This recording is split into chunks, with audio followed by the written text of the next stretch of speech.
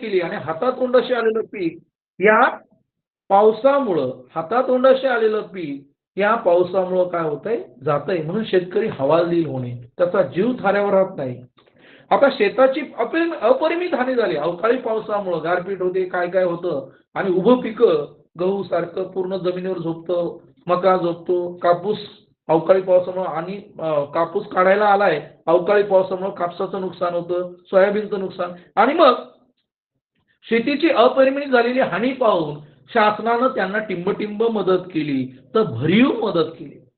रेखीव मदत भौतिक मदत भावनिक मदत हे या ठिकाणी लागू पडत नाही. भरीव म्हणजे त्यांना अपेक्षित म्हणजे शेतकऱ्यांना जेवढी अपेक्षा आहे म्हणजे त्यांचं किती नुकसान झालंय ते नुकसान पाहून त्या त्या प्रमाणात म्हणजे प्रत्येक शेतकऱ्याला म्हणजे त्याचं निदान समाधान होईल असं भरीव मदत शासनाने केली आहे. म्हणजे असा सुसंगत वाक्यांचा हा परिच्छेद आहे. तर अशा प्रकारे तीनही प्रश्न आधी नीट वाचायचे पहिल्या प्रश्नावरून कधी उत्तर लिहायचं नाही हे फार महत्वाचं आहे. सुसंगत वाक्यांच्या परिच्छेदामध्ये कधी पण पहिला प्रश्न वाचला लगेच उत्तर लिहिलं तर तुम्ही 100% चुकणार. कारण आपल्याला बघा एकदा उत्तर नोंदवलं परत ते बदलता येत नाही हे फार महत्वाचं आहे. म्हणून मी काय म्हणतोय की मुलांनी काय करायचं असतं की 3-3, 4-4 प्रश्न आधी आपण काढा उत्तरं काढा. बऱ्याच मुलांना ते कळत नाही. काय करतात एक झालं लगेच नोंदवा एक झालं नोंदवा असं पण करू नका. 25 प्रश्न आहेत ना ठरवून घ्या. पहिले 3 प्रश्नांची उत्तर काढा आणि मग उत्तरपत्रिकेमध्ये 3 नोंदवा. परत उरलेली 3 काढा आणि सगळ्यात महत्वाचं 1चं उत्तर 1लाच नोंदवलंय का 2चं उत्तर 2लाच नोंदवलंय का 3चं उत्तर 3लाच घाईघाईत उत्तर काढतो आणि मग इकडं नोंदवताना मात्र 1चं उत्तर आपण काढलेलं असतं आणि आपण ते 2ला नोंदवतो 3ला नोंदवतो आणि अशा प्रकारे मग सगळी उत्तर आपली चुकत जातात. उत्तर बरोबर काढून सुद्धा आपण चुकीचं उत्तर नोंदवल्यामुळं आपले गुण जातात. किती हुशार मुलगा असू द्या आणि जर तुम्ही पर्याय जर चुकीचे नोंदवले काही मुलांना सवय असते 1 ते 25 प्रश्नांची उत्तर काढून घेतात. प्रत्येकाची सवय वेगळी आहे. तुम्हाला जे चांगलं वाटेल तुमचं पण माझं असं म्हणणं आहे एकदम 25 काढा मग नोंदवा असं कधी करू नका. 5-5 काढा काही अडचण नाही 5-5चा गट करा 5-5चा गट करा आणि मोजून 1 2 3 4 5 क्रमाने नोंदवताना मात्र क्रमाने नोंदवा. क्रमाने नोंदवा. समजा एखाद्या प्रश्नाचं उत्तर येत नसेल तर मग मात्र व्यवस्थित ते मोकळं सोडा त्याच्यानंतरचा प्रश्न नोंदवा. पण असं करताना काय होतं चूक होऊ शकते आणि म्हणून तुम्हाला जे योग्य उत्तर वाटतंय लगेच नोंदून मोकळे व्हा. आणि सगळ्यात महत्त्वाचं आपलं मन आपल्या मनाला पहिल्यांदा जे वाटतं ना तेच योग्य उत्तर असतं लक्षात ठेवा.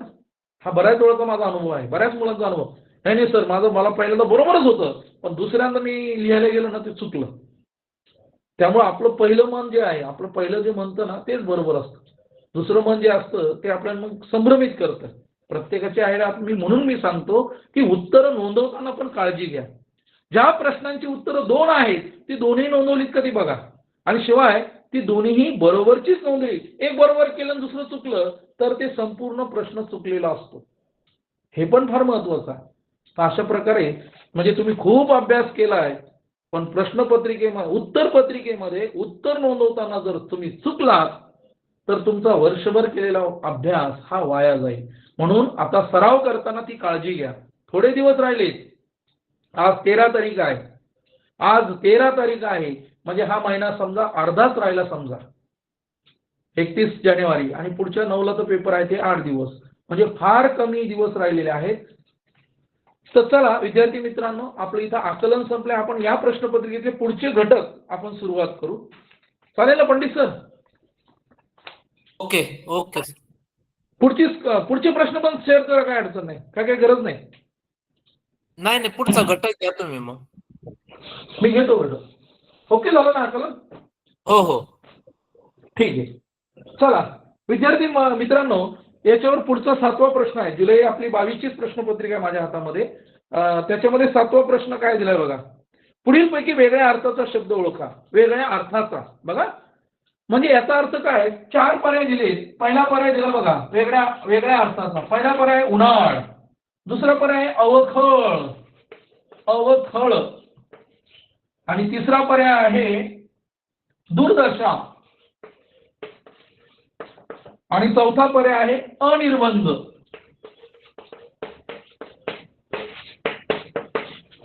आता परीक्षेला प्रश्न काय विचारलेला आहे, पुढीलपैकी वेगळ्या अर्थाचा प्रश्न म्हणजे तिघांचे अर्थ सारखे आहेत, एक शब्द असा की त्याचा अर्थ इथं सहज येतो. उन्हाळ म्हणजे उन्हाळक्या करणारा, आपण म्हणतो ना उन्हाळपूर्ग आहे. अवखळ म्हणजे चंचल, उन्हाळ अवखळ. अनिर्बंध ज्याला बंधन नाही असा, म्हणजे तिघांचे अर्थ सारखेच आहेत, फक्त दूरदर्शा हा जो आहे याचा अर्थ वेगळा आहे. म्हणजे वेगळ्या अर्थाचा शब्द कोणता, दूरदशा म्हणजे ज्याची दुर्दशा होते आपण ज्याला म्हणतो.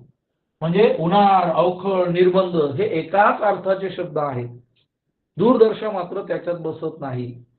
त्याची वाईट अवस्था होते त्याला आपण दुर्दशा म्हणतो. वाईट अवस्था आणि उन्हाळा आणि अवखळ याचा काही संबंध नाही.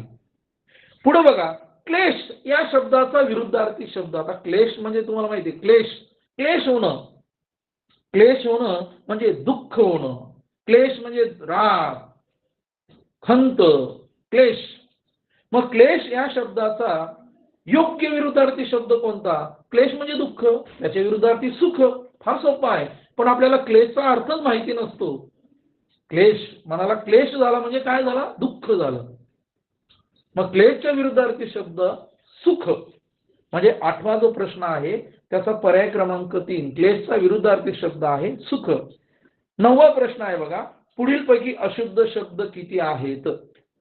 पुन्हा पुन्हा मी सांगतो, अशुद्ध शब्द जे आहेत तुम्हाला भरपूर दिलेले आहे. इथं देताना बघा 1 2 3 4 5 6 7 8 9 अशुद्ध शब्द दिले, म्हणजे 9 शब्द दिलेत आणि त्यातले शुद्ध आणि अशुद्ध ओळखायचे, आकडा लिहायचा. आणि सगळ्यात महत्त्वाचं, हे शब्द आपल्या परिचयाचे असतात, पुस्तकातलेच असतात. तुम्ही जर तास संपल्यानंतर एखादं मराठीचं पुस्तक घेऊन बसा, त्यातून हे शब्द शोधा. कालच्या जे मी परवाचे स्पष्टीकरण केलं ना, 8वीतल्या पुस्तकातले सगळे शब्द होते. आता हे पुस्तक 7वी 8वी कुठेही सापडू शकतात.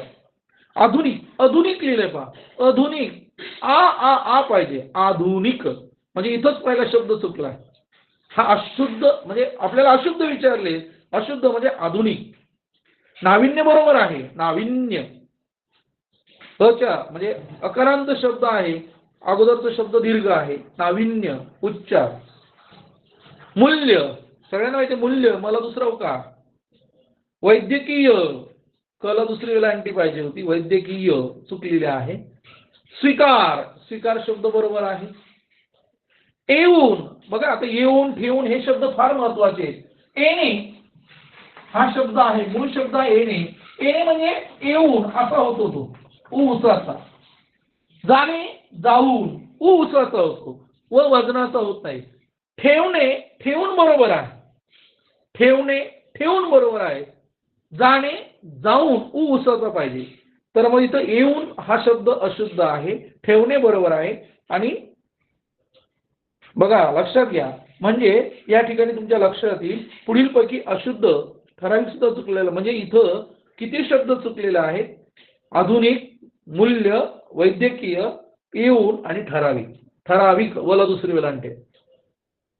लक्षात घ्या, म्हणजे तुमच्या सहज लक्षात येईल की अशुद्ध शब्द किती आहेत, तर 5 अशुद्ध शब्द आहेत. म्हणजे शुद्ध अशुद्धसाठी तुम्हाला पुस्तकाचं वाचन बारकाईनं काळजीपूर्वक करावं लागेल. 10वा प्रश्न जो आहे, अलंकारिक शब्द आहेत. बघा, अलंकारिक शब्द पुन्हा पुन्हा मी सांगतो, मोरा वाळंबीचं पुस्तक वाचा, आणखी कोणाचं असेल कुठलंही पुस्तक वाचा, त्यातले हे अलंकारिक शब्द वाचा. अंधेरी नगरी, बघा याच्यात वाक्य दिलेलं आहे, गावातील सर्व गावकरी त्याच्या त्या गोष्टीची पुन्हा पुन्हा चर्चा करत होते. आणि आधुनिक शब्दांच्या अर्थासाठी योग्य अलंकारिक शब्द आपल्याला निवडायचा आहे. तर त्याच्या त्या गोष्टीची पुन्हा पुन्हा चर्चा करत होते गावकरी. म्हणजे या ठिकाणी चर्वित चर्चन.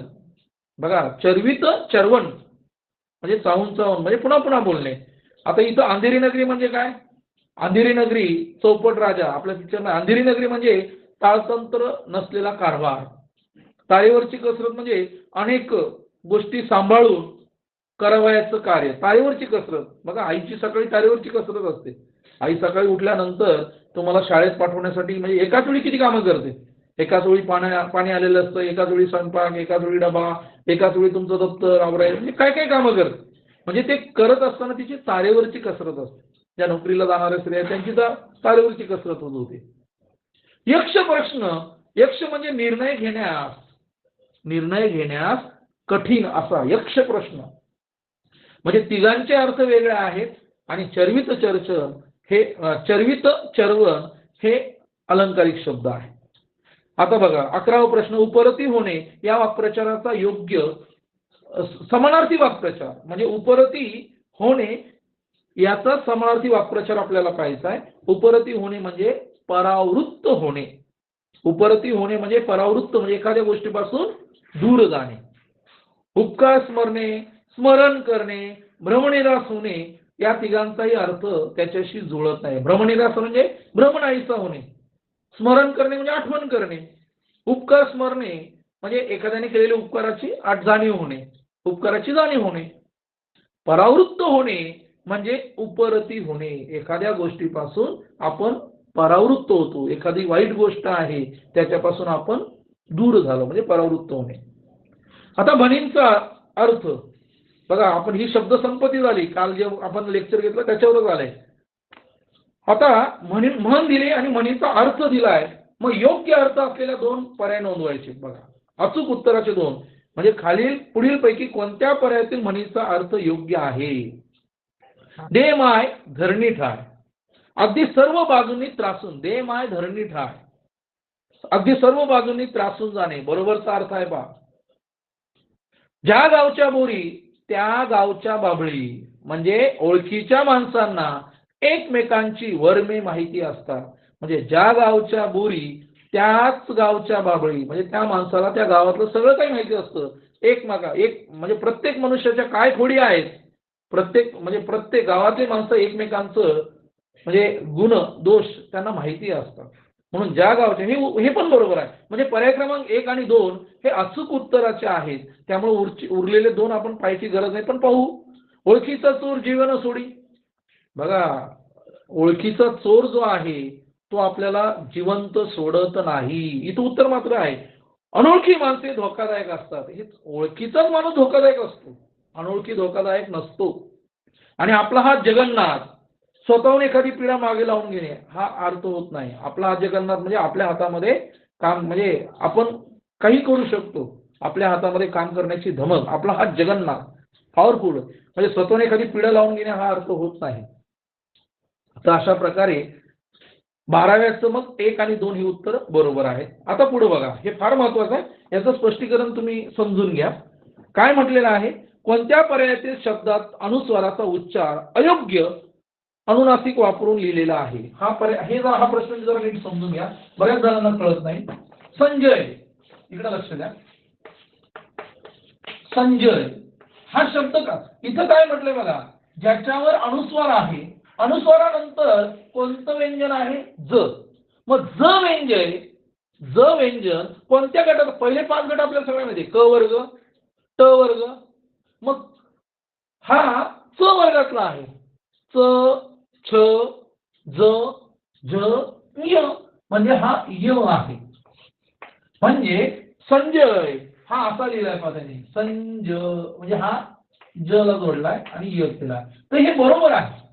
म्हणजे अनुस्वारानंतर जे व्यंजन आहे त्या व्यंजनातलं शेवटचं अनुनासिक तिथं आलं पाहिजे.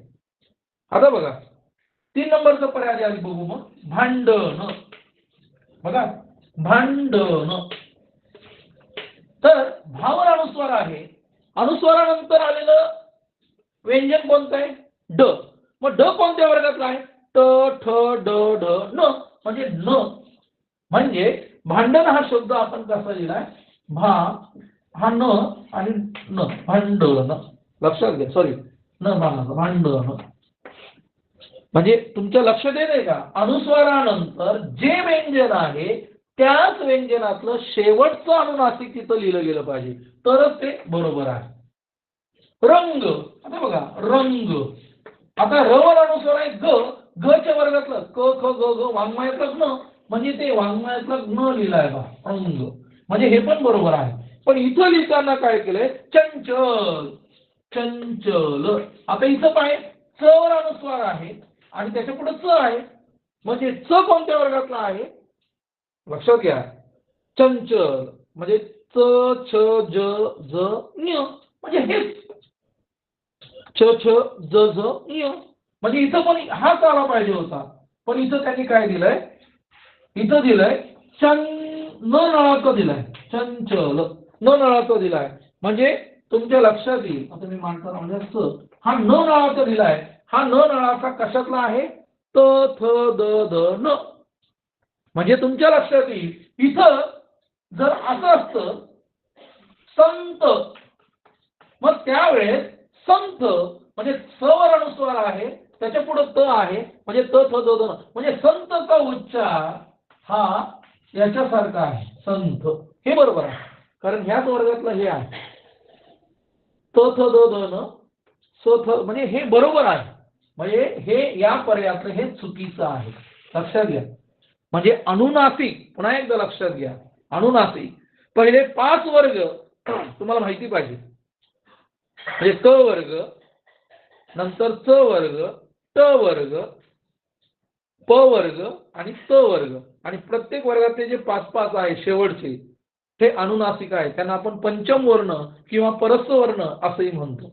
तर हा प्रश्न फार महत्वाचा आहे, बोर्डाला पुन्हा येऊ शकतो, रिपीट होऊ शकतो, त्यामुळे नीट लक्ष द्या. आता तुम्हाला अनुनासिका व्यतिरिक्त आलं तर काय करायचं, मग त्याच्यासाठी पण आहे सिंह, मग सिंह श श ह तिथं आलं की व सारखा उच्चार होतो.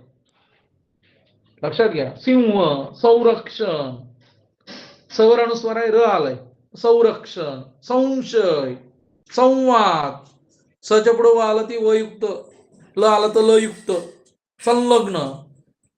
म्हणजे अशा प्रकारे अनुस्वारानंतर पहिल्या 5 गटातले आले आणि त्याच्यानंतरचे काय आले तर हे तुम्हाला माहिती आहे, पुन्हा एकदा नीट बघून घ्या. पुढीलपैकी कोणत्या पर्यायातील शब्द जोड शब्दाची संधी, बघा संधी प्रकरण परत आलंय. आता इथं फार सुंदर त्यांनी फसवलंय तुम्हाला. आपण घाईघाईत लिहून मोकळं होतो, पण इथं काय फसवलंय बघा. बघा तुम्हाला कसं फसवलंय बघा. प्रश्न तयार करण्याने कसं केलं बघा. अल्पोपहार, बघा अल्पोपहार, बघा अल्पोपहार. आता संधी काय केली बघा, अल्प अधिक उपहार. संधी काय केली बघा, अल्प अल्प अधिक उपहार. तर संधी काय व्हायला पाहिजे होती, अल्पोपहार. अल्पोपहार म्हणजे फराळ, नाश्ता. अल्प आणि उपहार, अल्प म्हणजे थोडं, उपहार म्हणजे नाश्ता. उपहार वेगळं आणि उपहार वेगळं. उपहार म्हणजे भेटवस्तू देणं. इथं त्यांनी काय केलंय, अल्पोपहार पाहिजे होतं, इथं पा केलंय, पा. आणि त्याच्यामुळं हेच पहिलीच शब्द संधी जी आहे, संधीची फोड चुकलेली आहे. आपण घाईघाईत लिहून मोकळो होतो, अरे बरोबर आहे, पण अल्पोपहार पा म्हटलेलं आहे तिथं. काना मात्रा वेलांटी नीट बघा, गडबड करू नका. प्रश्न नीट, आपल्याला वाटतं खूप सोपं आहे आणि नंतर अरे आपण पाहिलंच नाही. अल्पोपहार असतं तर बरोबर असतं, पण अल्पोपा पा केलंय. आता दुसरं बघा, अच अधिक आधी, हे बघा अच, अ झा दी, आणि संधीची फोड काय केलेली बघा, अच अच अधिक आधी. कोण सांगतोय बरं, ही संधी कोणती संधी आहे, ही व्यंजन संधी आहे. पहिला वर्ण आहे च आणि दुसरा वर्ण आहे आ. नियम काय सांगतो, पहिल्या 5 वर्गातील अनुनासिकांखेरीज कोणत्याही व्यंजनापुढे जर स्वर आला, बघा इथं स्वर आला, किंवा मृदू व्यंजन आलं, मृदू व्यंजन आलं, तर पहिल्या व्यंजनाऐवजी त्याच वर्गातलं तिसरं व्यंजन येतं. तृतीयरूप व्यंजन संधी आहे. मग च च्या वर्गातलं तिसरं व्यंजन कोणतं आहे, च छ ज. मग अच अधिक आधी आझादी हा शब्द झाला बघा. असं एक आणखी उदाहरण मी सांगतो तुम्हाला, अप अधिक ज. बघा एकमेकांपुढे आलेले, म्हणजे प अधिक ज. प च्या पुढे ज हे मृदू व्यंजन आहे. मृदू म्हणजे काय तुम्हाला सांगितलेलं आहे, पहिल्या 5 वर्गातली जी 2 आहे ती कट आहे, क ख ग घ उच्चार मृदू होतो, आणि शेवटचा ग्न अनुनासिक आहे. इथं सुद्धा बघा, प फ ब भ म च छ ज झ य, त्याचं उत्तर य सारखंच होतं. म्हणजे आता याच्या पुढे ज हे मृदू व्यंजन आलंय व्यंजनापुढं, मग पहिल्या व्यंजनाऐवजी त्याच वर्गातलं तिसरं व्यंजन, मग प च्या वर्गातलं तिसरं व्यंजन कोणतं आहे? प फ ब, म्हणजे अप अधिक ज संधी तयार होऊन झालाय अब्ज. अब्ज, ब ला ज जोडलेला अब्ज. लक्षात आलंय? पंडित सर समजतंय? पंडित सर हॅलो, हा सर, आवाज येतोय ना? येतो येतो, एकदम ओके चालू आहे. बर, अप अधिक ज म्हणजे प च्या पुढे ज हे मृदू व्यंजन आले. पण नियम काय सांगतो? व्यंजन संधीचे 4 नियम आहे, पुन्हा मी रिपीट करतो. पहिला नियम काय सांगतोय बघा. पहिल्या 5 वर्गातील, पहिले 5 वर्ग म्हणजे क वर्ग, च वर्ग, ट वर्ग, हे लक्षात ठेवा. पहिल्या 5 वर्गातील अनुनासिकांखेरीज कोणत्याही व्यंजनापुढे जर कठोर व्यंजन आलं तर पहिल्या व्यंजनाऐवजी त्याच वर्गातलं कठोर व्यंजन येतं. उदाहरण म्हणजे विपद अधिक काल, विपद काल.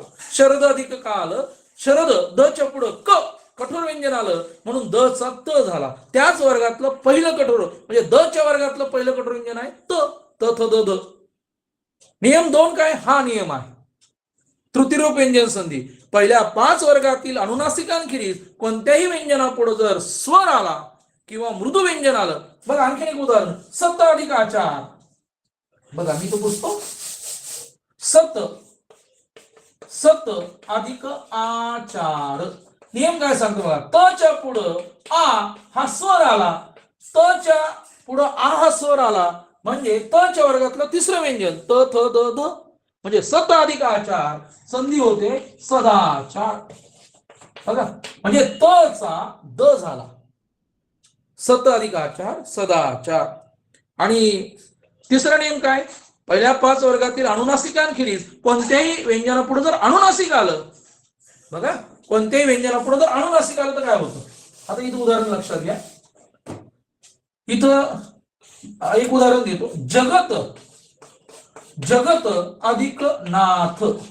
आता त च्या पुढं न हे अनुनासिक आलंय तर पहिल्या व्यंजनाऐवजी त्याच वर्गातलं अनुनासिक येतं त थ द ध न, म्हणजे जगत अधिक नाथ जगन्नाथ. लक्षात घ्या. सत अधिक मती, सत अधिक मती. बघा सत अधिक मती म्हणजे त च्या पुढं म, मग त थ द न, सन्मती. सत अधिक मार्ग, सन्मार्ग. हे लक्षात घ्या. तर हे फार महत्वाचं आहे. आज एक जाता जाता एक नियम अजून बघा. इथं आता काय सांगितलंय? सतचरित्र म्हणजे त च्या पुढे काय आलं तर काय होतं? आम्ही मागच सांगितलंय. त च्या पुढे जर च आला तर त चा चच होतो. सत अधिक चरित्र सच्चरित्र. त च्या पुढे ल आला तर त चा लस होतो. उत अधिक लेख उल्लेख. त च्या पुढे ल आला तर लस होतो. प्रत अधिक ज्वल प्रज्वल. त च्या पुढं लक्षात घ्या, त च्या पुढं ट आला तर टस होतो. तत अधिक टीका तट टीका. त च्या पुढे ड आला तर डस राहतो. उत अधिक डान उड्डाण. फक्त त च्या पुढं श आला बघा तर त चा च आणि श चा छ होतो. सत अधिक शील सत्शील. एवढाच पात्र बदल लक्षात घ्या. त च्या पुढे जर श आला तर त चा च आणि श चा छ होतो. हा एक नियम लक्षात ठेवा. आणखीन एक जाता जाता नियम लक्षात ठेवा. आता हे दु अधिक कर सगळ्यांना माहितीये. रफारा म्हणजे काय म्हणतात विसर्ग आहे. विसर्गाच्या माग उ किंवा ई आलं आणि विसर्गाच्या पुढं क ख प फ ही कठोर व्यंजन आली तर विसर्गाचा श षटकोनाचा होतो. मग दु अधिक कर दुष्कर. बघा नी अधिक फळ. बघा विसर्गाच्या माग ई आहे, विसर्गाच्या मागे ई आहे आणि तो पण काय? रस्वई. रस्व उ. विसर्गाच्या माग रस्वई रस्वई आणि रस्व उ आला आणि पुढे जर क ख प फ ही कठोर व्यंजन आली तर विसर्गाचा श होतो. मग नि अधिक फळ निष्फळ. दु अधिक परिणाम दुष्परिणाम. हे लक्षात. नि अधिक कारण निष्कारण. हे उदाहरण म्हणजे हे चारही पर्याय जे आहेत तुमच्या सहज लक्षात येईल. कोणती हे बरोबर आहे, अच अधिक आधी बरोबर आहे, दु अधिक कर बरोबर आहे, सत अधिक चरित्र बरोबर आहे. फक्त अल्प अधिक उपहार, अल्पोपहार नाही पाहिजे, अल्पोपहार प पाहिजे, पा नाही पाहिजे. तर इथं ही चुकीचे आहे. सगळ्यात पुढे आणखीन एक महत्वाचं लक्षात घ्या.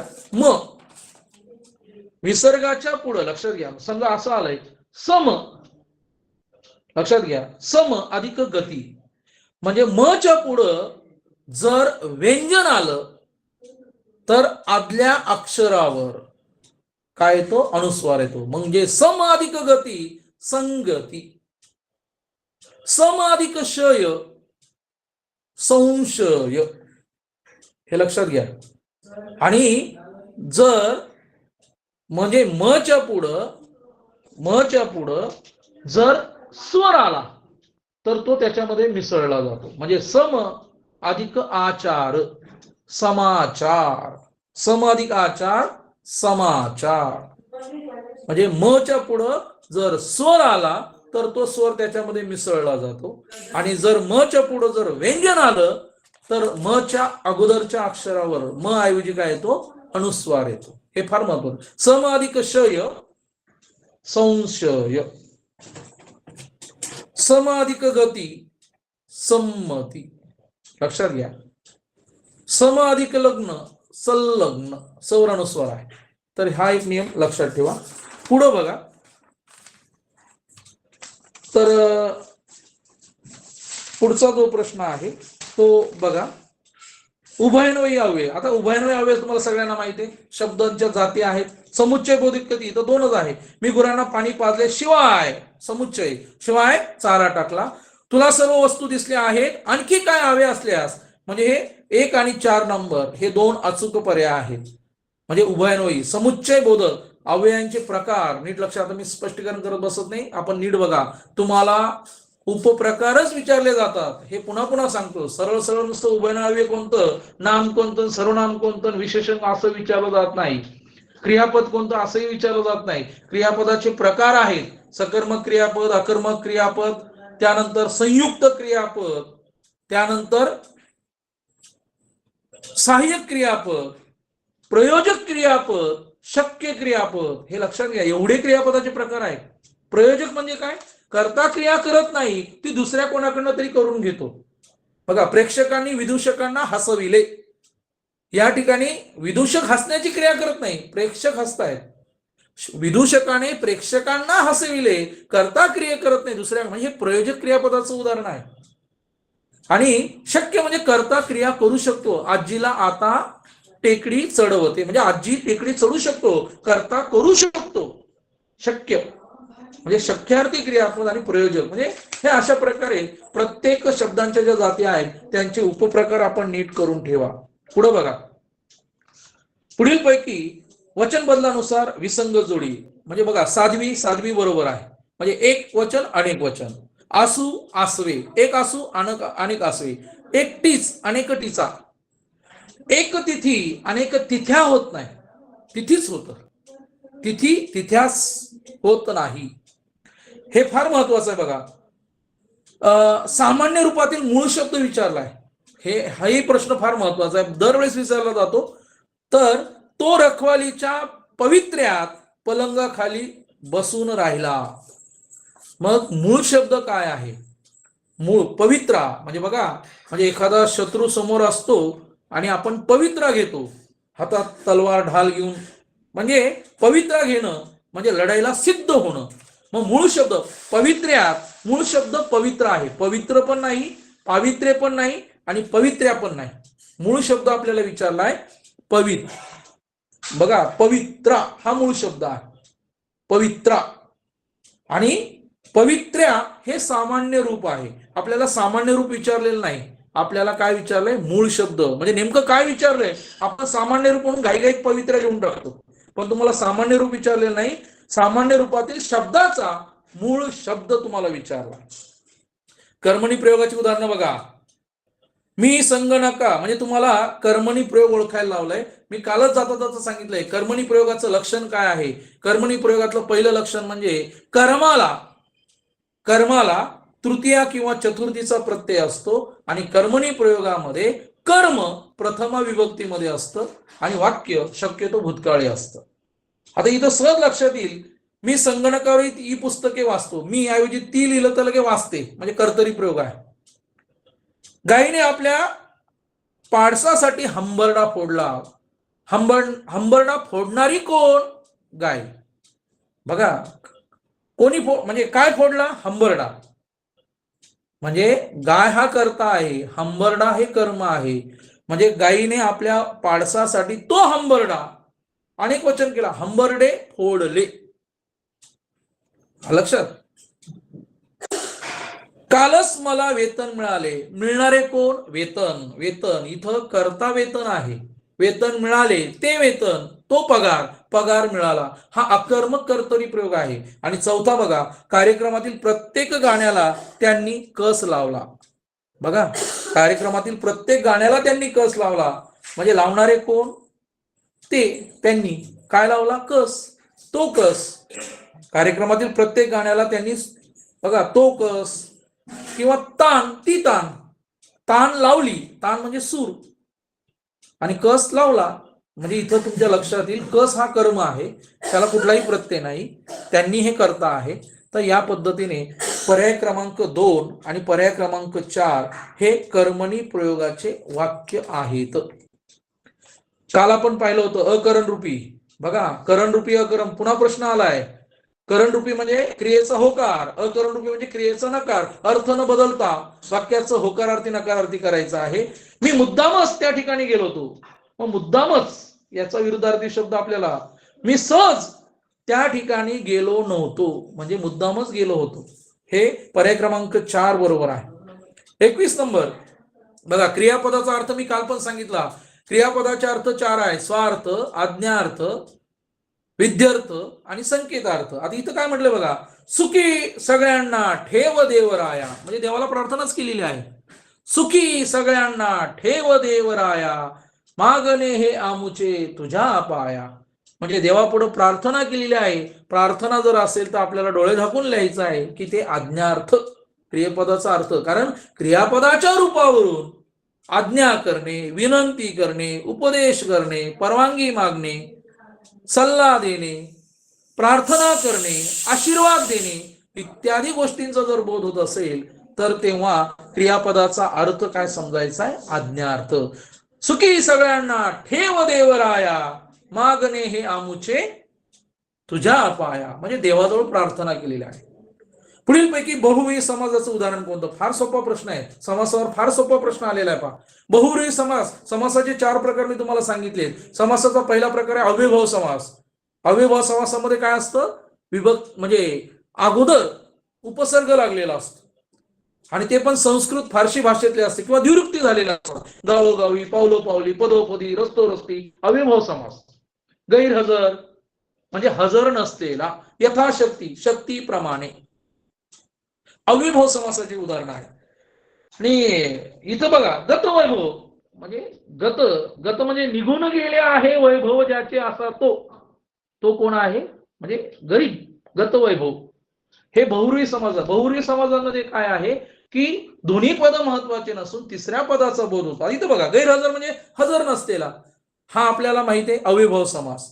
स्त्री पुरुष, स्त्री व पुरुष हा द्वंद्व समासाचं उदाहरण आहे, इतरेतर द्वंद्व. ग्रंथकार, ग्रंथ करणारा, तत्पुरुष समास. म्हणजे हे तिन्ही समास वेगळे आहेत. बहुव्रीही समासाचं उदाहरण आहे गतवैभव. उत्प्रेक्ष अलंकार, पुन्हा 3च अलंकार आहेत आपल्याला. यमक अलंकार. यमक अलंकार ओळखायला सोपा आहे. कवितेच्या चरणाच्या शेवटी मध्ये ठराविक ठिकाणी शब्द आला, आणि उपमा आणि उत्प्रेक्ष लक्षात ठेवा, त्यांचे साम्यवाचक शब्द पाठ करून ठेवा. इथं तेच विचारलंय. उत्प्रेक्ष अलंकारामध्ये कोणता साम्यवाचक शब्द येणार नाही? उत्प्रेक्षामध्ये कोणता येणार नाही? म्हणजे बाकीचे येणार. जणू, जणू काय, गमे, भासे, वाटे, की, हे उत्प्रेक्ष अलंकारामध्ये येतात. मग कोणता येणार नाही? तर गत. मग गत, परी, जेवी, सम, सारखा, जसे, तसे. बघा, हे जर आले तर समजून घ्यायचं ते आहे उपमा अलंकार. म्हणजे उपमे हे उपमानासारखे आहे असं जिथं वर्णन केलेलं असतं तेव्हा उपमा अलंकार होतो. आणि उपमेय हे जणू उपमानच आहे असं जिथं वर्णन, जणू हा शब्द आला की डोळे झाकून लिहायचं, तो उत्प्रेक्ष अलंकार आहे. उत्प्रेक्षा म्हणजे कल्पना. बघा, उत्प्रेक्षा म्हणजे कल्पना. म्हणजे हा आंबा जणू साखरच, म्हणजे आंबा हा आंबा नाही, ती साखरच आहे. म्हणजे आंबा हे उपमेय आहे. कवीला म्हणजे ज्याचं वर्णन करायचं आहे, ज्याची तुलना करावयाची आहे ते उपमेय, ज्याच्याशी करावयाचे आहे ते झालं उपमान. आणि दोघांमधला सारखेपणा काय आहे? गोड. आणि म्हणजे बघा, उपमेय हे उपमाना सारखे आहे. हा आंबा हा साखरेसारखा असेल तर ते झालं उपमा अलंकार. पण आंबा म्हणजे जणू साखरच, म्हणजे जणू आलं म्हणजे हे उत्प्रेक्ष अलंकार आहे. जणू, जणू काही, गमे, भासे, वाटे की, हे शब्द साम्यवाचक आहेत. कोणता येणार नाही तर गत.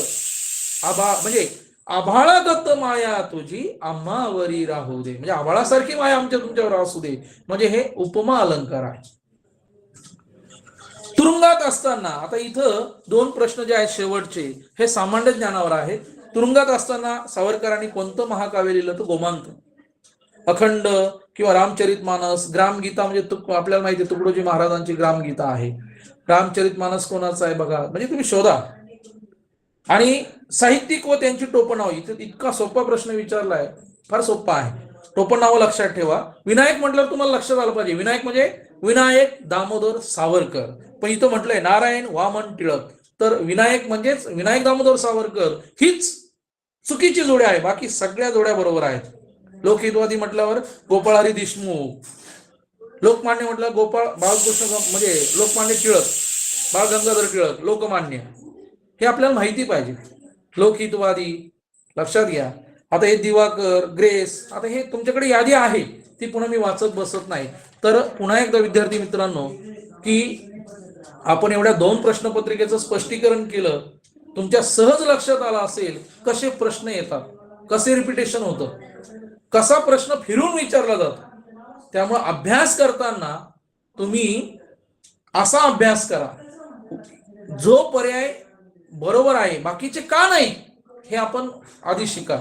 आता तुम्ही सराव करताय तर सराव करताना 3 का नाही हे तुम्ही जेव्हा सांगू शकता, आणि हेच का बरोबर आहे हे जेव्हा तुम्ही सांगू शकता, तेव्हा तुमचा अभ्यास परफेक्ट झालेला आहे असं मी समजेल. आणि त्यासाठी काय करा, तुम्ही तुमच्या जे तुमचे काही मार्गदर्शक शिक्षक आहेत, आणखी कोणी असेल, त्यांना विचारा. तुमची मनात कोणतीही शंका ठेवू नका. तुम्हाला एखादा प्रश्न अडलाय, आपल्याकडे गुगल आहे, सर्च करा. ग्रंथालय तुमच्या शाळेमध्ये असतील, तुम्ही मोरा वाळिंबेचं म्हणजे ज्यांना म्हणजे म्हणींसाठी किंवा अलंकारिक शब्दांसाठी ते वाचा, वाचन करा. आता अंतिम टप्प्यामध्ये आहेत, आपल्या जरा पटापटा अभ्यास झाला पाहिजे. आणि सगळ्यात महत्वाचं क्रमिक पुस्तक, मी पुन्हा पुन्हा सांगतोय, क्रमिक पुस्तकांवर भर द्या. त्याच्या खालचे शब्दार्थ, मागं दिलेले शब्दार्थ, त्यासाठी 5वी 6वी 7वी 8वीच्या मुलांनी ही सगळी क्रमिक पुस्तकं नीट वाचा. त्याच्या खालचे मागचे पुढचे शब्द, लेखक कवी यांना मिळालेले पुरस्कार, त्यांनी लिहिलेली पुस्तकं, मागं लिहिलेली चरित्रवाणी ही पण वाचा. कोणता अभंग कोणी लिहिला, म्हणजे ही ओळ कोणाची आहे, तर आपल्याला जे जे काही अभंग आहेत, अभंगवाणी आहेत 5वी 6वी 7वी, हे जरा नीट करून बघा. तर या ठिकाणी आपलं हा तास 8:12 झाले, सुरू व्हायला जरा वेळ लागला, तर या ठिकाणी आपण थांबू. पंडित सर. ओके सर, सरांनी अतिशय छान पद्धतीनं 2022 ची प्रश्न समजावून दिली. जिल्हा परिषद शिक्षण विभागाच्या वतीनं सरांचे खूप खूप आभार. धन्यवाद सर.